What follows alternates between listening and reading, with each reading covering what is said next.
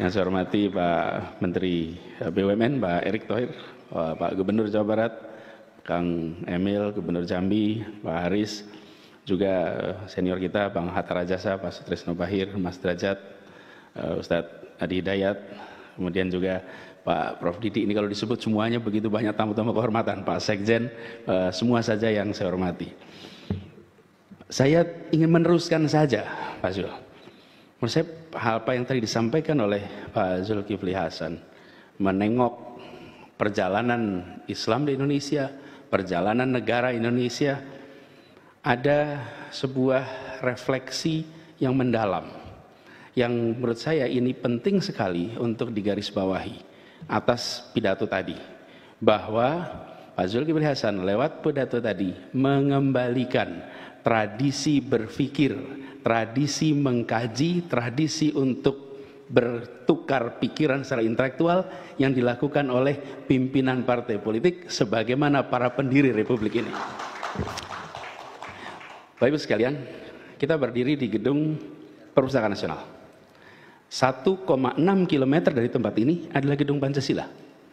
Di sana 29 April sampai dengan 12 Agustus itu para tokoh bangsa berkumpul, namanya BPUPK.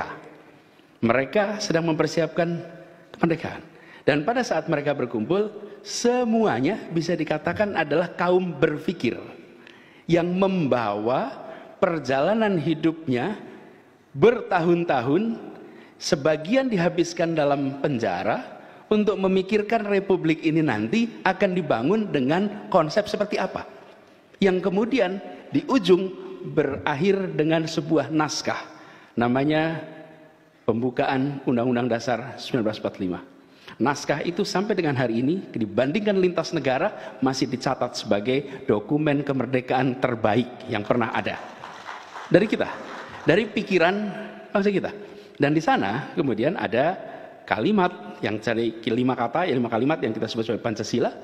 Itu diambil dari pembukaan, yang kemudian kalimat terakhir yang namanya keadilan sosial bagi seluruh rakyat Indonesia. Nah tadi Bang Zul, ketika merefleksikan perjalanan ini, menceritakan bagaimana Islam masuk di Indonesia, bagaimana Islam kemudian bersenyawa dengan budaya Indonesia, dan bagaimana menghasilkan sebuah konsep umat tengah yang sekarang kita pegang sama-sama. Nah, saya boleh garis bawahi Pak Zul di sini. Apa yang kemudian menarik? Tadi Pak Zul sampaikan sudah 5 dari Pancasila itu. Ada 1, 2, 3 sudah jalan, yang keempat dan 5 ini masih catatan. Dan memang yang kelima, keadilan sosial bagi seluruh Indonesia, inilah PR terbesar kita.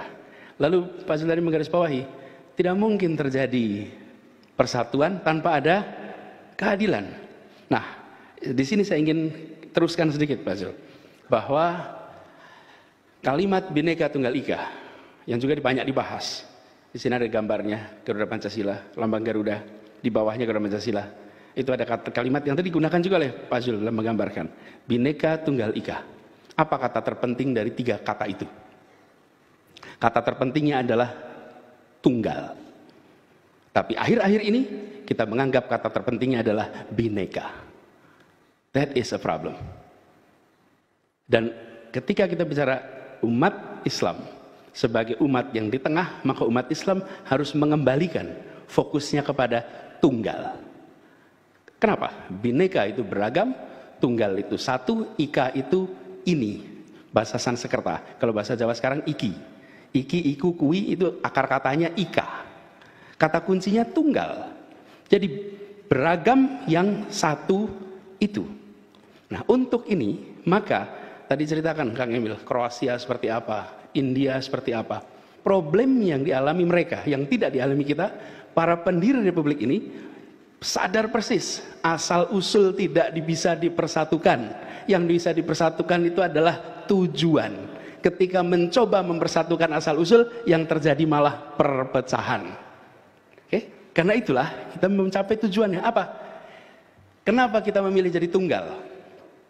Karena kita menginginkan hadir keadilan sosial bagi seluruh rakyat Indonesia. Jadi kenapa yang beragam ini memilih untuk jadi tunggal? Karena kita dijajah, kita mengalami opresi, Kita ingin merasakan keadilan, kita ingin merasakan kesejahteraan. Untuk itulah kita harus bersatu. Jadi bersatu itu bukan mempersatukan asal usul, tapi bersatu itu mempersatukan tujuan. Problem muncul ketika asal usul harus dipersatukan. Apa yang terjadi? Lalu kita ingin orang berpikiran sama dengan kita. Kita ingin orang beridentitas sama dengan kita. Ingin orang berpakaian sama dengan kita. Karena kita ingin asal usul dipersatukan. Menurut saya pesan penting dari Pak Azul tadi adalah menggarisbawahi bahwa sesungguhnya umat yang di tengah ini harus bisa menjaga tujuan kita, bahwa tujuanlah yang mempersatukan bangsa Indonesia. Tujuanlah yang menjadi ikhtiar kita bersama untuk diraih. Karena kalau asal usulnya tidak bisa dipersatukan, tidak bisa diapa-apakan. Saya lahir dan besar di Jogja, saya lahir dan besar di Makassar, saya lahir dan besar di Bandung, dan yang bisa kita kerjakan. Tapi tujuan itu bisa. Nah, akhir-akhir ini dorongan kita justru lebih banyak pada membicarakan tentang menyamakan asal usul yang ini tidak mungkin tercapai. Sehingga Bhinneka Tunggal Ika, kata kuncinya adalah tunggal. Dan ini Pak Zul, yang Islam sudah bersenyawa, menurut saya harus kita garis bawahi betul, bahwa umat Islam di Indonesia sudah bersenyawa, kita semua sudah bersenyawa. Saya mengistilahkan bersenyawa karena Indonesia terjadi, Islam di sini penting sekali karena dia menjadi salah satu unsur besar. Kenapa istilahnya persenyawaan? Persenyawaan itu adalah pertemuan unsur. Untung dulu belajar kimia ini kira-kiranya. Kita semua belajar kimia. Unsur antar unsur bertemu menghasilkan unsur baru. Kalau percampuran tidak menghasilkan unsur baru. Tapi kalau persenyawaan menghasilkan unsur baru. Okay. Yang Lampung tetap Lampung, yang Sunda tetap Sunda, yang Jawa tetap Jawa, yang Bugis tetap Bugis, tapi menjadi unsur baru yang namanya Indonesia. Karena itu Indonesia ini bukan sekedar percampuran. Indonesia itu adalah sebuah persenyawaan. Tapi Sunda tetap, Jawa tetap, Bugis tetap, tapi ada unsur baru namanya Indonesia. Sama, yang Islam tetap Islam, yang Hindu tetap Hindu, yang Buddha tetap Buddha, tapi menjadi Indonesia. Di situ problem India, di situ problem yang terjadi di Yugoslavia, karena mereka tidak mencapai persenyawaan. Di kita terjadi persenyawaan. Nah sayangnya akhir-akhir ini persenyawaan itu diturunkan lagi, seperti H2O, hidrogen dan oksigen menghasilkan air. Dalam air ada hidrogen? Ada. Dalam air ada hidrogen, ada oksigen? Ada, ya. Apakah air oksigen? Bukan. Apakah air hidrogen? Bukan. Air itu bukan oksigen, air itu bukan hidrogen, tapi adalah keduanya. Nah kita sudah jadi air, tapi yang dibahas oksigennya, hidrogennya.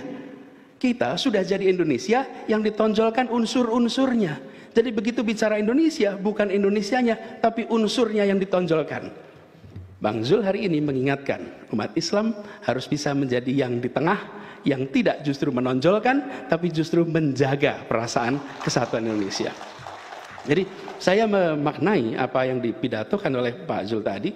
Bang Zul ini merefleksikan perjalanan kita, menyadarkan kepada kita semua bahwa ini sudah menjadi sebuah persenyawaan, dan di dalam persenyawaan itu ada unsur umat Islam, dan umat Islam yang menjaga persenyawaan itu adalah umat Islam yang moderat, umat Islam yang di tengah. Itulah yang menjadi penjaga. Jadi saya ingin memberikan memberikan konteks betapa yang disampaikan tadi itu sangat penting untuk kita sadari. Dan kita berharap semua bahwa tradisi tukar pikiran yang itu menjadi tradisi para pendiri Republik kita dijaga terus, karena sejatinya para politisi, para pendiri negara itu selalu bertukar pikiran, dan kalau bertukar pikiran tidak pernah ada rasa takut. Karena bertukar pikiran itu adalah saling memperkaya. Bang Zul, terima kasih banyak sudah memberikan pada kita semua pengayaan, dan kalau boleh saya beri pantun untuk itu. Dari Warakas ke Penjaringan, mengayuh sepeda pelan jalannya. Pidato Pak Zulhas penuh pencerahan, tradisi pemikiran jadi ciri khasnya. Terima kasih. Semoga ini terus menjadi ciri khas bukan saja dari Bang Zul, tapi juga menjadi ciri dari Partai Amanat Nasional yang berada di tengah untuk bisa mendorong bukan saja bicara dalam konteks elektoral, tapi juga dalam konteks teknokratik. Terima kasih. Assalamualaikum warahmatullahi wabarakatuh.